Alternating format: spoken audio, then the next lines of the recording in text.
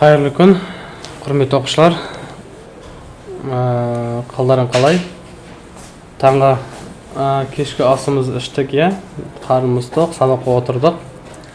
Мынау бүгінгі бізде прямой эфир емес, бізде қазір запись видео. Бірақ қазір бір шетіне есептерді бастап шығарып көрсетемін. Ал сендер мұқият барлық нені жазып түсініп аламыз, жарай ма? Қазір бірінші модуль теңдеулер шығарамыз, сосын кеше жүйе сұрадыңдар, жүйені шығарамыз, сосын ары қарай көрсететін болып есептер, жарай ма? Ал біздің есеміз мұқият мән беріп, тыңдап, есептерді жазып аламыз дәптерімізге.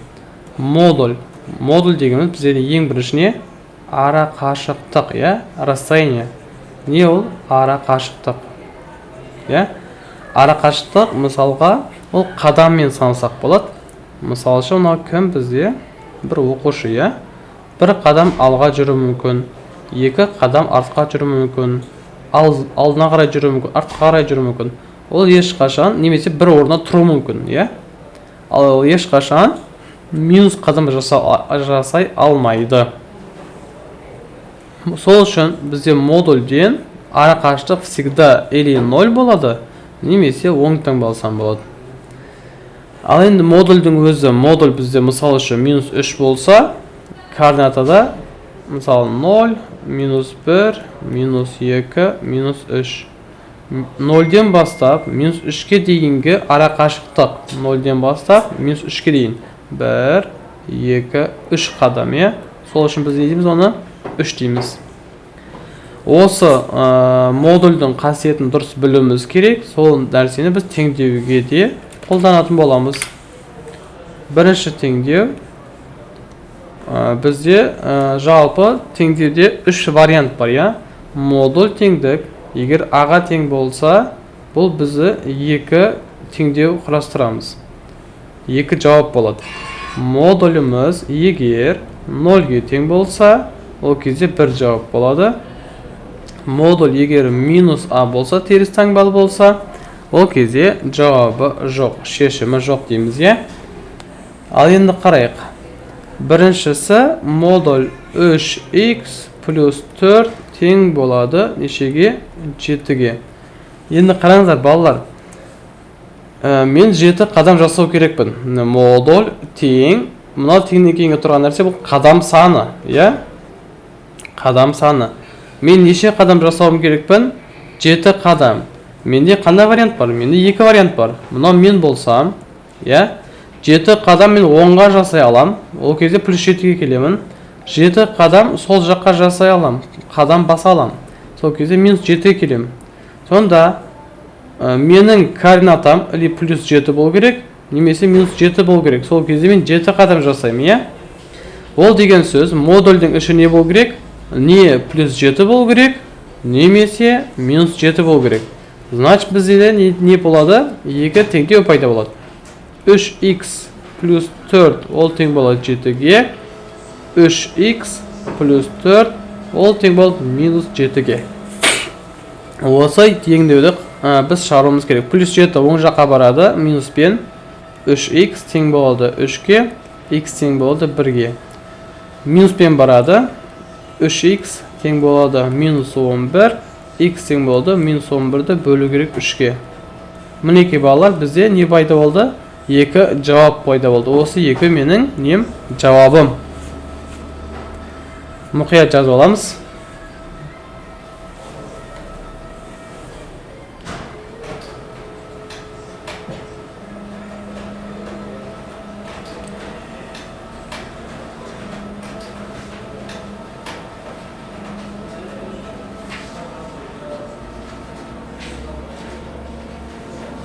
Так, келесі есеп. Мына жақта, оң жақта мен ережені пока өшірмей тұрайын, Екінші есебіміз модуль 2 минус 5х модуль жабылған тең болды не? Маған не айтып тұр? Минус 3 қадам. Мынау қадам саны емес па? Қадам саны. Маған айтып тұр. Минус 3 қадам жаса деп тұр. Ал мен минус 3 қадам жасай аламын ба? Әрине жоқ. Бұл жерде шешімі жоқ, иә. Модульде всегда не шығады? 0 немесе плюс таңбалы сан шығады. Минусқа тең бола алмайды. Мына есепте бізде шешімі жоқ. Так, келесі. Үшіншісі. Минус модуль 3х минус 1 тең болады минус 11. Енді қараңыздар балалар. Мына жерде минус бар деп сразу шешім жоқ деуге болмайды. Не үшін? Өйткені модульдің алдында да не тұр? Минус тұр. Мына минус пен мына минусты біз жоюға болады, то есть қысқартуға болады. Ол деген сөз мен не істеймін? Оң жағында сол жақ минус 1-ге көбейтемін деген сөз. Сонда мына екеуі кетеді. Сонда не пайда болады? Модуль 3х минус 1 тең болады 11-ге деген нәрсе пайда болды менде, иә? Ал бұл несімен 2 теңдеуге ажыратып жасамыз. 3х минус 1 тең болады 11-ге. 3х минус 1 тең болады минус 11-ге. Мінеки балалар. Оң жақ өтеді. 3х тең болады 12-ге. Х тең болады 4-ге. Плюспен барады енді. 3х тең болады минус 10. Х тең болады минус 10 бөлі 3. Мұнаны бұрыс бөлшекте тұр.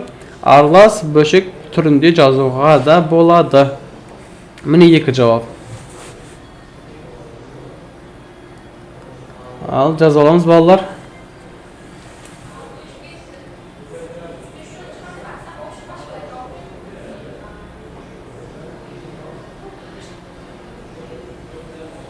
Так, келесі.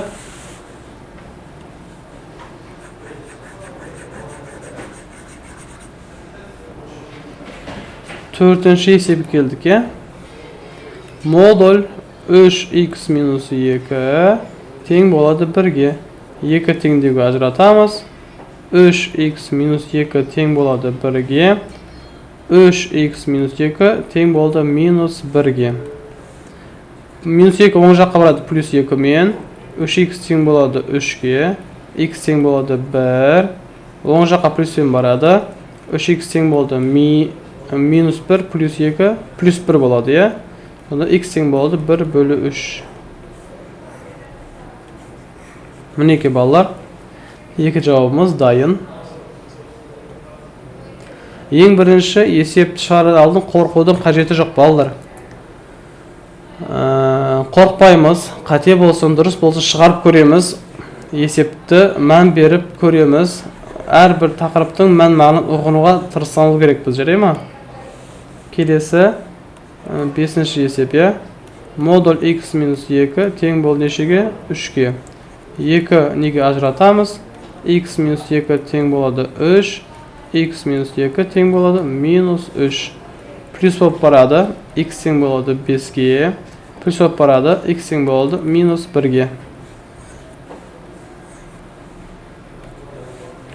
6-ші есебіміз. Модуль 8х минус 1 модуль жабылады.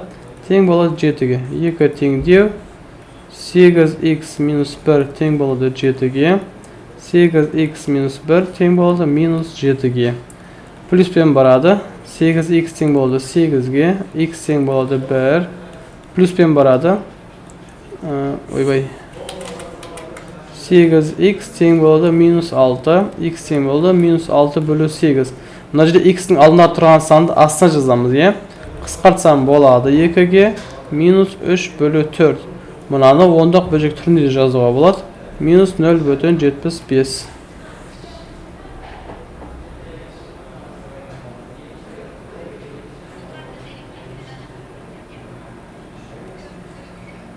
Жазып аламыз балалар.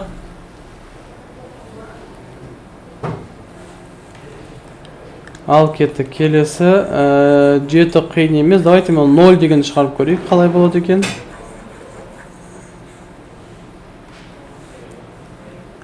Тоғызыншысы. Модуль 8 минус 2х тең болды 0-ге. 0 болған кезде бізде бір ғана жауап. Мұна модульдің ішіндегіні теңестіреміз 0-ге. 8 минус 2х тең болды 0-ге. 2х оң жаққа жіберсем 2х. Мына жерде 8. Х-ның алдына тұрған астына барады, е? Sonda x mына 8 bölü 2 ол дегенimiz не болды? 4 болады. Так, 10-шысы 3x плюс 1 модуль жабылған, ол тең болады 0-ге. Мынаның ішіне ғана 0-ге теңестіреміз. 3x плюс 1 тең болады 0. Плюс мына жаққа минус болып барады. 3x тең болды минус 1. X тең болды минус 1 бөлі 3.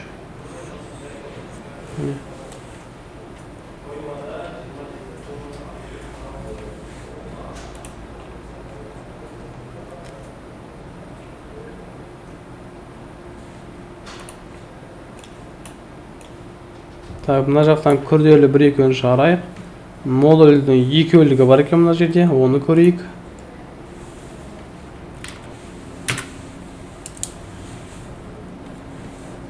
Так, 23 модуль, тағы модуль, x минус 2 минус 5 модуль жабылған, тең болды 3-ге. Бірінші мына сырттағы модуль ашамыз.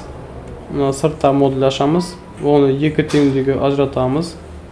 Ішіндегі кішкентай модуль пока тұра береді. Я? Минус 5 тең болады 3-ге. Модуль x минус 2 минус 5 тең болды енді минус 3-ге. Минус 5-іміз оң жаққа плюс 5 пен модуль x минус 2 тең болды 8-ге. Мына жаққа плюс пен модуль x минус 2-міз тең болды 2-ге. Енді кәдімгі өзіміздің жай ғана модуліміз пайда болды. Бұны тағы 2-ге ажыратамыз. X минус 2 тең болды 8-ге. X минус 2 тең болды минус 8-ге. Мына жаққа плюспен барады. X тең болды 10. Плюспен барыстым болса, X тең болды минус 6.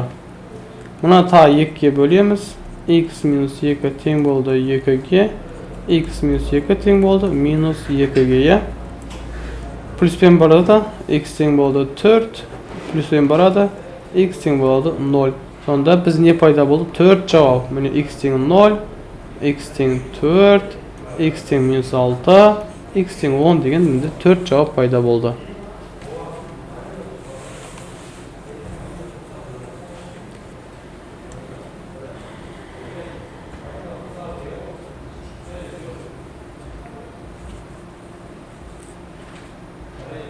Так, жазалауымыз мұқият балалар.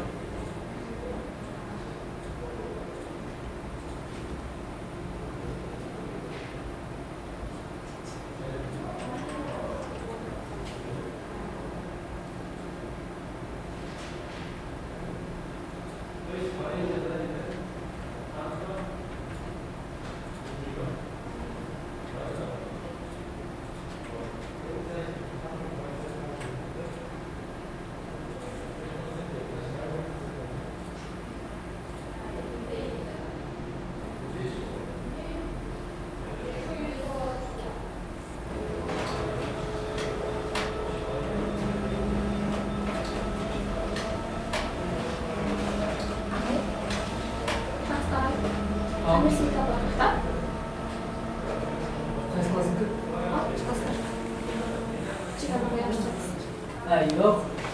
Ona katılsar, gece alınmayacak. Şöyle tutmamış kapta. Yanı koyalım, en göre dışında. Так, келесі 24.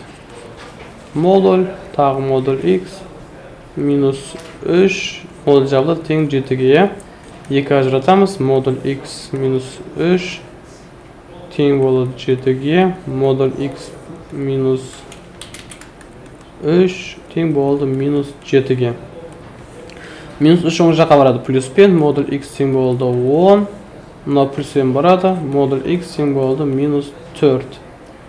Мына жерде уже x-ің орнына не қойсақ 10 болады, x орнына минус 10-ды қойға болады, немесе плюс 10-ды. Екі жауап болды, минус 10 плюс 10 деген. Мына жерде модуль x-ге қандай санды қойсақ минус 4. Бұл жерде шешім жоқ, өйткені минус болмайды. Сонда менде екі жауап пайда болды. Балалар бір көп оқушылар қателесетіні модульді көрсек, всегда минус 10 плюс 10 деген нелерді сандарға біз не істеп қаламыз, сондай шарт деп ойлап қаламыз. Жоқ, всегда ондай емес, қашан модуль x болған кезде, осындай болған кезде ғана бізде не болады, plus minuspен шығады. Bir сан plus таңбалы и минус таңбалы болады. Мысалы үшін мына модуль x тең 4. Бұл жерде уже сразу x орнына минус 4 пен плюс 4 қойсақ болады, иә? Всегда емес та, бірақ соны мән береміз. Кеттік 25-шісі. Модуль 7 минус модуль x минус 5. Модуль жабамыз, тең болады 7-ге. 2 теңдеуге ажыратамыз. 7 минус бірінші сыртқы модуль ашамыз. x минус 5 тең болады 7-ге. 7 минус модуль x минус 5 тең болды минус 7. Мына тұрған таңба плюс 7, мына жаққа барады минуспен. Минус модуль x минус 5. Мына тұрған минус міне тұр, иә? Тең болады 0. Не үшін? Өйткені мына плюс 7, мына жаққа барады минус 7 и 0 болады. И модуль қашан 0-ге тең болады? Модульдің іші 0 болса. А бұл қашан 0 болады? X орнына 5 қойсам, иә? Мына жаққа барады минуспен, минус модуль x минус 5 тең болды минус 14. Мына минус құртсам болады, қысқартсам болады. Оң жағын, сол жағын минус 1-ге көбейтсек болады, иә? Сонда 14 болады. Бұны 2-ге ажыратамыз. X минус 5 тең болды 14. X минус 5 тең болды минус 14. Оң жаққа плюспен x тең болды 19. Плюспен x тең болды минус 9, иә? Мінеке балалар, бізде 3 жауап пайда болды. 5, 19, минус 9. Сонда балалар, модуль теңдеу болған кезде, қос дегеніміз екеу деген сөз, иә? Бір жауап болуы мүмкін, 2 жауап болуы мүмкін, 3 жауап болуы мүмкін, 4 жауапқа дейін болуы мүмкін, иә?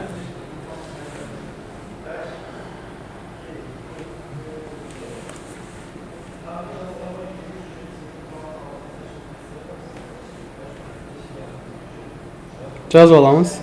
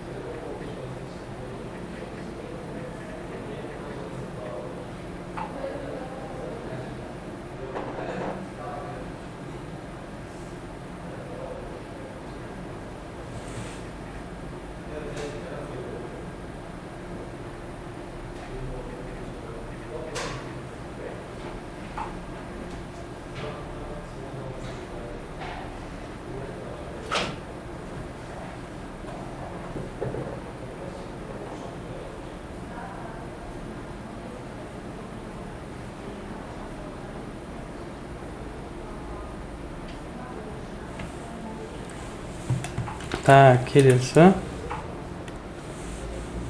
бізде 26. 8,1 минус 13,5 тең болады минус 9,3 модуль x плюс 3. Бұл бізде пропорция. Пропорция бізде крест-на-крест көйткен кезде мына 2 минус бізде полион плюсі береді. Сол үшін мына минусқа қарамайым. Иә?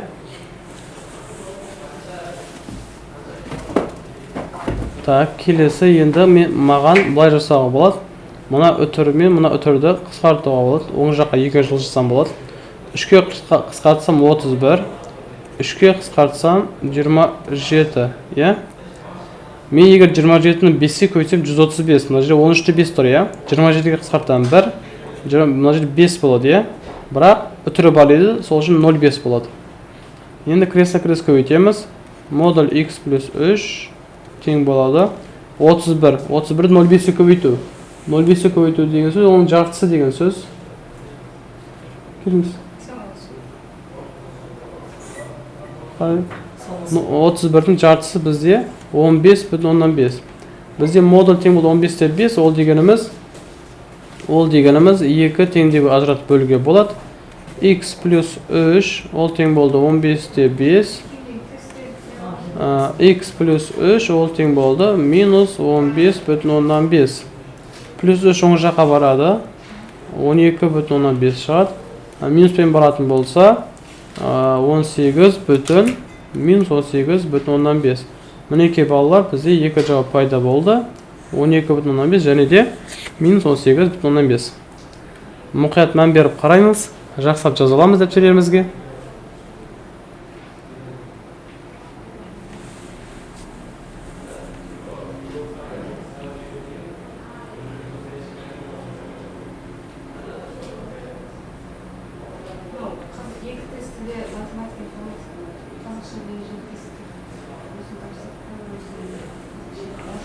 Так, кеттік, келесі ары қарай.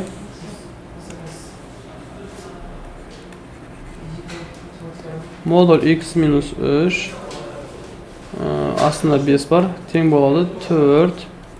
Мына жерде бізде бар минус 15. Қараңыздар балалар, всегда есеп шығарар алдын есепке бір 5 секунд, 10 секунд, 15 секунд мұқият мән беріп қарау керек біз, е? Оңай жолын табуымыз керек. Мына жерге мына есептен қарап тұрсам, крест на крест көйткен кезде мына екеуі плюс болып, мына бізде минус болады. Түсінесіздер ғой, е? Значит, бұл жерде шешім жоқ сразу. Не үшін? Өйткені ештеңе қысқартпай мен сразу крест на крест көйтсем, менде мына нәрсе пайда болды. Минус 15 модуль x минус 3 ол тең болады 20. Қараңдар, мына жағы не плюспен, мына жағы минуспен. Значит, олар сразу бір-бірін тең болмайды. Не үшін? Модульден плюс шығады. Плюс шыққаннан кейін алдына минус бар, минус болады. И мына жақта плюс бар. Плюс ешқашан минусқа тең бола алмайды. Шешімі сразу жоқ. Бұл есептерді несе шығарудың да қажеті жоқ. Түсінікті, е? Түсіндіре алдым ғой? Осындай лайфхактар бар. Келесі 28. Сол үшін есепке мән беру керек, мұқият қарау керек. 5 секунд, 10 секунд миымызда уже процесті көруіміз керек. Қалай жүреміз? Маршрутты создавать етіп алуымыз керек, е? Келесі 2,8. Астына модуль x ол тең болады 21. Мына жақта не болды? 15. Біз теңдік пропорция болған кезде, мысал үшін a, мына жерде b, мына жерде s, мына жерде қалай қысқарта аламыз? Үсті мен үстіні, асты мен астыны қысқарта аламыз. Сосын бұлайынан да қысқарта аламыз. Осы нәрсеге мән береміз. 3-ке қысқартатын болсам 5, мына жерде 7, 7-ге қысқартсам 0,4. Мына жерде үтірі бар, я. Енді крест на крест көбейтетін болсақ, модуль x ол тең болады 2-ге, ал значит x деген минус 2 мен 2.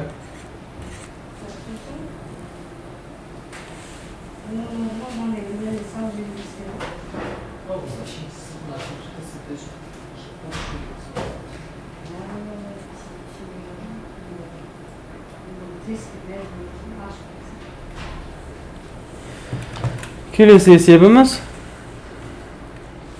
29-шы есеп.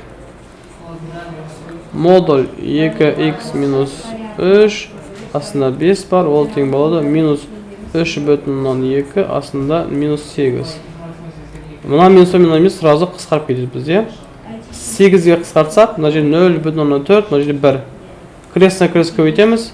2x минус 3 ол тең болады 2-ге. 2 теңдеп ажыратамыз. 2x минус 3 ол тең болады 2. 2x минус 3 ол тең болады минус 2. Мына жаққа барады плюспен. 2x тең болады 5. X тең болады 2,5. Плюспен баратын болса, бізде 1. X тең болады 1/2. Ол дегеніміз 0,5. Мінекей балалар.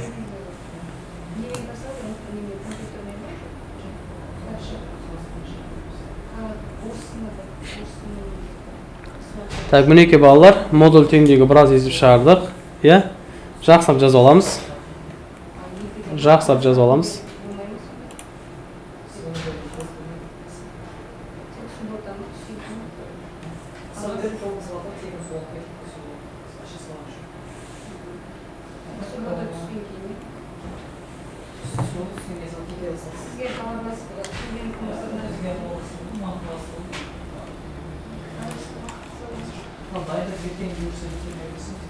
Так.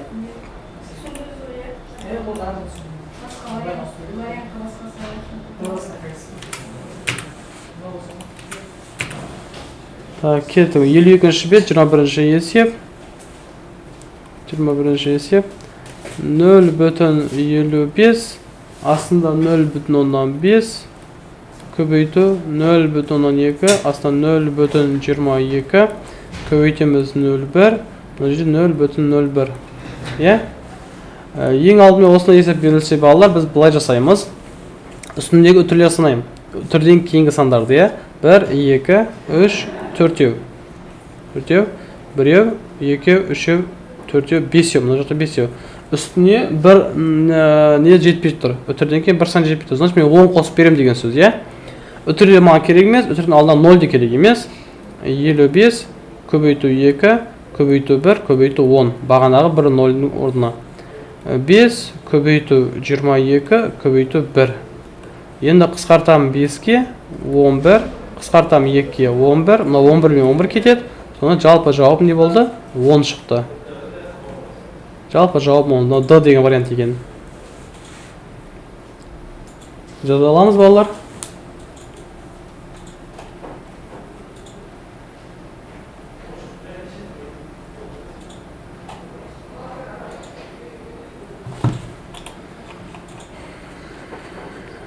Так, мына бізде количественные характеристики, сандық сипаттамалар, оны білесіңдер, иә?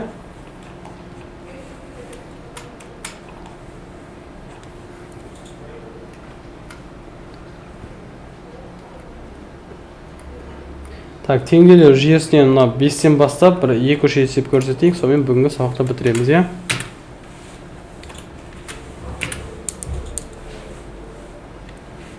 Теңдеулер жүйесі 5-ші есеп. 5x минус 2y ол тең болады 1-ге.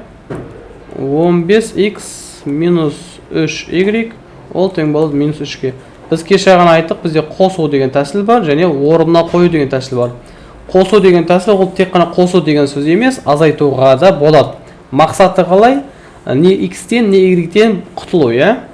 Давайте мен былай жасайын. Мына тұрған үстін 3-ке көбейтейін. Иә? 3-ке көбейтейін. Не үшін 3-ке көбейтем? Сол кезде мына 15 болады. Иә? Сонда 15-тен 15 азайтсам, x-ім 0 болады. Сол мақсатпен 3-ке көбейтейік. Сонда 15x. Сонда 3-ке біз әр қайсын көбейтіп шығамыз. Минус 6y. Ол тең болады 3. 15x минус 3y. Ол тең болады минус 3-ке. Енді мен үстінен астын азайтайын. Иә? Азайтайын. Мұна 2 азайтсам 0. Мұна жерде минус 6y азайтамыз минус 3y-ті. Осы жерде мұқат мән береміз, жарай ма? Өйткені мұна жерде минус болғаннан кейін, одан кейін тағы азайту керек. Сонымен плюс болып кетеді. Мұна жерде дәл солай. 3-тен азайтамыз минус 3-ті. Көріне ме болды? Мұна 2 не болып кетеді? Плюс болып кетті, 6 болады. Минус 6y, мұна 2 плюс болады, плюс 3y, ол тең болды 6-ға. Минус 3y, ол тең болды 6-ға, y тең болды минус 2-ге. Мен не таптым? Y таптым, иә?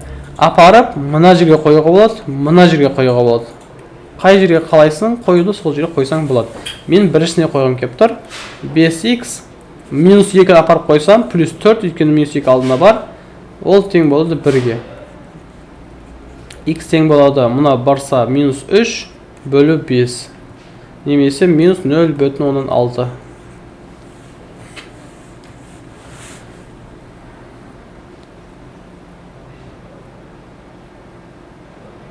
Так, балалар жазып аламыз.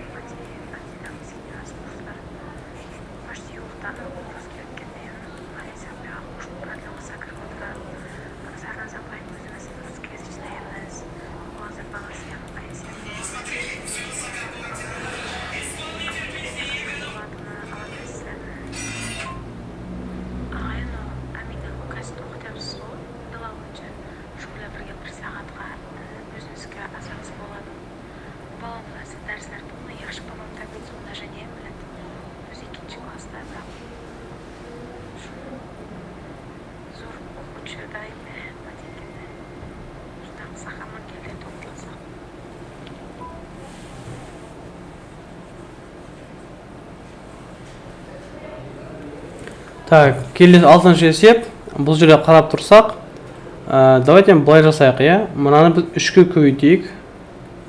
Мынаны 2-ке көбейтейік. Не үшін? 3-ке көбейтсе мынау 36 болады. 2-ке көбейтсе мынау 36 болады. Сол y-ден құтыламыз, иә. Кеттік. 3-ке көбейтсек 39x минус 36y тең болады 42. Барлығын, мына 3-ті мынаған үшеуіне де көбейтеміз. 22x минус 36y ол тең болады 8-ге. Енді біз есіміз қазір азайтамыз, иә? Мына біріншісін, екіншісін есіміз азайтамыз. Не үшін азайтамыз? Өйткені минус 36 ғой. Мына минус пен, мына минус плюс болады да, минус 36 плюс 36 0 болады. Иә? Так, мына екі азайтсақ 17x, мына бізде 0. Мынада мына азайтсақ 36 ма? 34, иә? X тең болды нешеге? 2-ге. Біз x 2 таптық, апарып мына жерге қойық, екіншісіне. Сонда 2, 11, 22, минус 18y, ол тең болады 4. Минус 18 міне қа жіберейін, оң жаққа 4-ті міне қа жіберейін, иә? Сол жаққа. 18y, мына жерде 18. Y тең болды неге? 1-ге. X, сонда біз жауап қалай жасақ болды? 2, мына жерде 1. Мына бірінші тұрған x, екінші тұрған y болады. Так, мінеке балалар. Жазып аламыз. Кестемізді толтырамыз. Кітаптарымызды оқимыз. Итаптан жақсылап орындаймыз. Техничемізді жазамыз. 5 минутқа оқуымызды оқимыз. Таңертең таңғы асымызды ішеміз. Аяғымыз жылы ұстаймыз. Таңертең шыққан кезде атамыздан, әжемізден, әкемізден, анамыздан тілегін алып дұға салып шығамыз. Иә? Дельфин келе жатқан кезде жақсы ниетпен, жақсы көңіл күймен апайлардың, ағайлардың айтқанын түсінуге әрекет жасаймыз. Иә? Олардың айтқан тақырыптары, есептері құлағыма кірсін, миыма қонсын, Құдай қаласа нештің лицейде түсейін деп ниеттеніп, жақсы ниетпен келеміз. Жарайын балалар. Біз сендер жақсы көреміз. Бұйыртса, сендер болашақ нештің лицейдің оқушыларсыңдар. Біздің мақсат тек қана нишке, лицейге түсу ғана емес. Иә? Жақсы білімді азамат, азаматша болып, тұлға болып жетісу, елге қызмет ету, халыққа қызмет ету. Иә? Солай ғой. Жақсы білімді, білікті, өзінің саласына жақсы маман болуларыңа тілектеспіз. Соған енді не керек сендерге? Ең біріншісі табандылық керек, дисциплина, тәртіп керек. Ол сендерде Құдай қалса бар. Біз сендерге сенеміз. Тек қана алға. Бай-бай. Сау боламыз.